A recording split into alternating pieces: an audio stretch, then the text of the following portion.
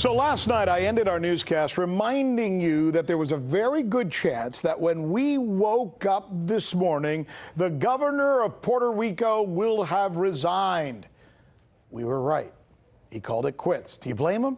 What would you do if hundreds of thousands of your own constituents were screaming at you for weeks on end to get out? Well, he got out.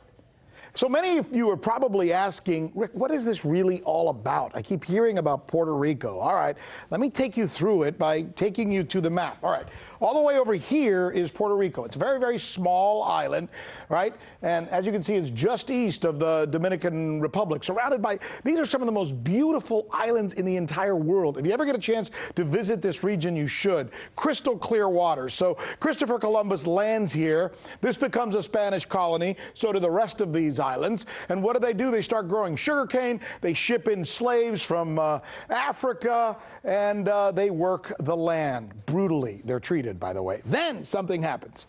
In 1898, the United States of America, not yet an empire, but about to become one, goes to war with the Spanish Empire and essentially kicks the crap out of them. All right, they kick Cuba.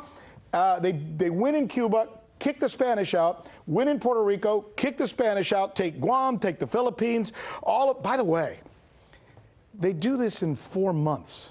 The United States defeats an empire in 4 months, and today we're still fighting in Afghanistan 17 years later. Think about that for a minute, but I digress. So the United States keeps Puerto Rico, and it designates this little tiny territory down here as an unincorporated U.S. territory. Now, you would think that that would be a great thing for Puerto Rico, right? Well, it's kind of not. And I'll tell you why. The U.S. enacts weird laws that actually screw up the Puerto Rican economy. One of the most famous is called the Jones Act, right? So in the Jones Act, they don't allow foreign ships to dock in Puerto Rico. That makes goods and services for the people of Puerto Rico who don't make a lot of money very expensive.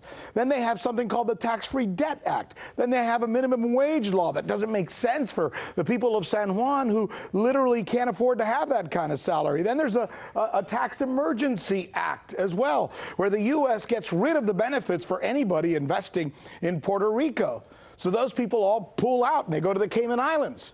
All of this eventually leads to the collapse of the Puerto Rican economy. Washington sends a board to oversee the recovery, but nothing is getting better, and most Puerto Ricans are blaming the United States for meddling.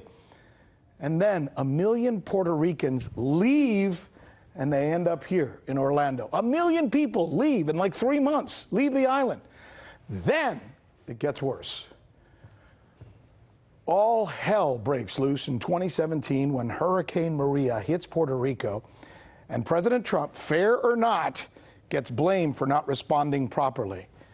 I mean, think about it. It's as if the people of Puerto Rico weren't angry enough at the United States. Now they're even more angry, and almost 2 years later, the island is still recovering, and then the governor's private, offensive, embarrassing chat with his buds hits the newsstands. So you haven't heard that we're the ones covering the stories that you won't see covered anywhere else? In Venezuela, Kazakhstan, let's go to Hong Kong. And the media reaction to that has been crickets. How about the way we cover those stories? What the hell does that mean? Wawai, wawai, wawai. That's the key word in this case, uprising. Keep? Can you believe that? Watching. This is the right thing for members of the media to do, to actually pick sides. Look, if you like what you see, subscribe.